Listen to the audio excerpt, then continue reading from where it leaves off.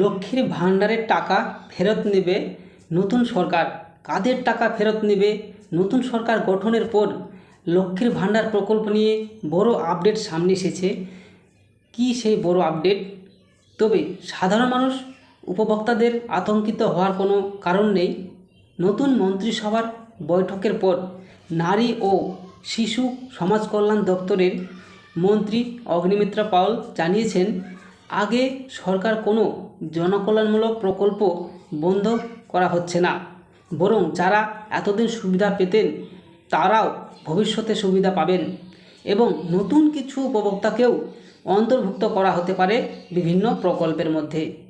তবে তিনি আরও বলেছেন, যাদের নাম ভেরিফিকেশনের সময় অবৈধ বা অযোগ্য হিসেবে ধরা পড়বে, বিশেষ করে যারা ভারতীয় নাগরিক নন অথচ সরকারি প্রকল্পের সুবিধা নিচ্ছেন বলে অভিযোগ উঠবে, তাদের ক্ষেত্রে তদন্তের পর টাকা ফেরত নেওয়ার প্রক্রিয়া শুরু হতে পারে।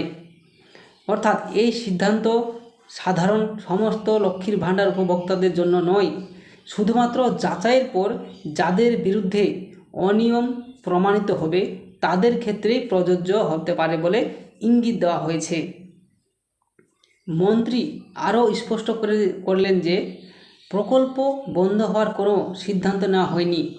মুখ্যমন্ত্রী শুভেন্দু অধিকারী নাকি স্পষ্ট নির্দেশ দিয়েছেন, সরকারি প্রকল্পগুলো চালু থাকবে এবং প্রকৃত যোগ্য মানুষদের সুবিধা নিশ্চিত করতে হবে।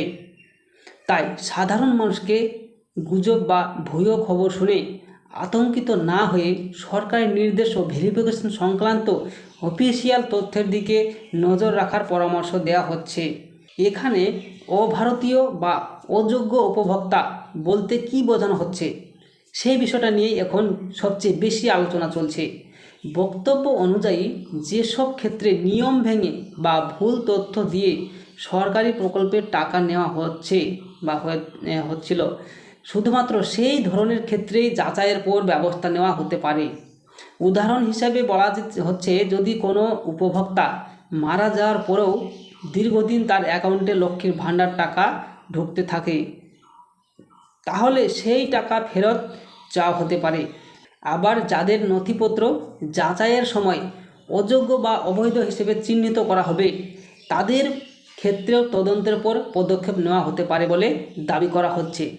তবে SIR এর পরে কারো নাম বাদ যাওয়া মানেই তিনি ভারতীয় নাগরিক নন, এই ধরনের দাবি খুব সংবেদনশীল বিষয় এবং সেটি নির্ভর করে সরকারি যাচাই, নথিপত্র ও আইনি প্রক্রিয়ার সম্পন্ন উপর।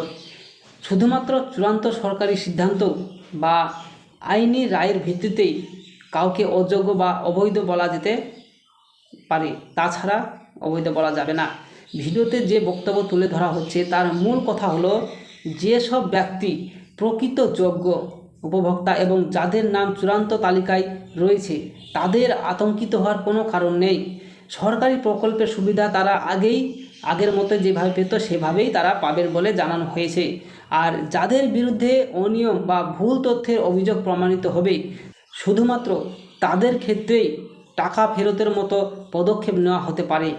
তাই গুজব বা সোশ্যাল মিডিয়ায় অসম্পূর্ণ তথ্য দেখে আতঙ্কিত না হয়ে সরকারি নোটিশ, অফিসিয়াল ঘোষণা এবং যাচাই প্রক্রিয়ার উপর নজর রাখা গুরুত্বপূর্ণ।